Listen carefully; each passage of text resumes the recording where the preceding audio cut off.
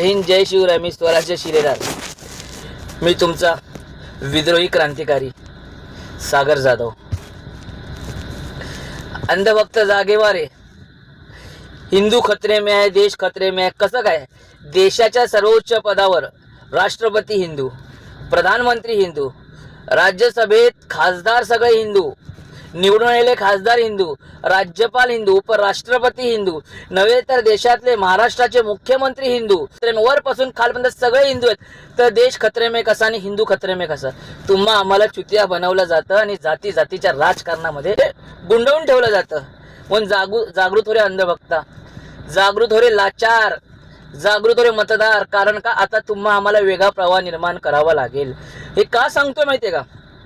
2025 आणि 2026 मध्ये अयोध्यामधलं जे राम मंदिर आहे ना, आपण रामाची पूजा करतो, आपण रामाला सर्वश्रेष्ठ समजतो. त्याच राम मंदिरामध्ये 550 कोटी रुपये चोरी होतात. चारही ठिकाणी CCTVच्या माध्यमातून ते राम मंदिर कव्हर आहे. देवाच्या गाभाऱ्यामध्ये सुद्धा CCTV आहे.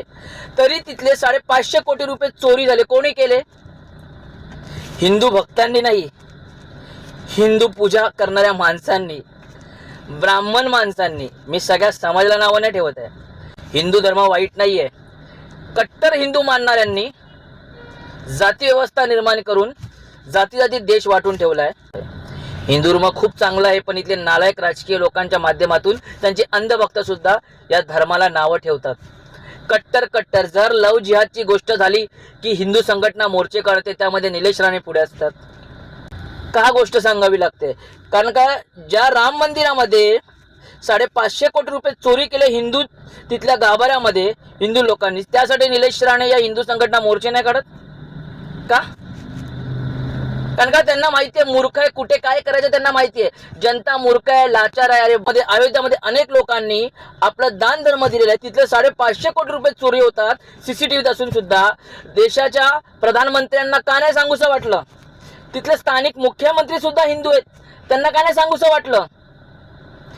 जनता मूर्ख आहे, त्यांना माहिती आहे. म्हणून जागृत व्हा. आता नवीन प्रवाह निर्माण करतोय स्वराज्याच्या रूपाने. मी तुमच्या तालुक्यात जिल्ह्यात भेट देणार आहे. नक्की प्रत्येकाने भेट द्या.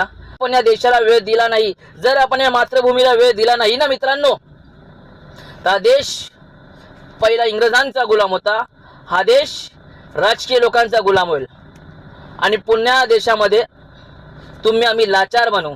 म्हणून एक क्रांती निर्माण करायची आणि या क्रांती निर्माण करण्यासाठी आम्हाला क्रांतिकारी बनावं लागेल.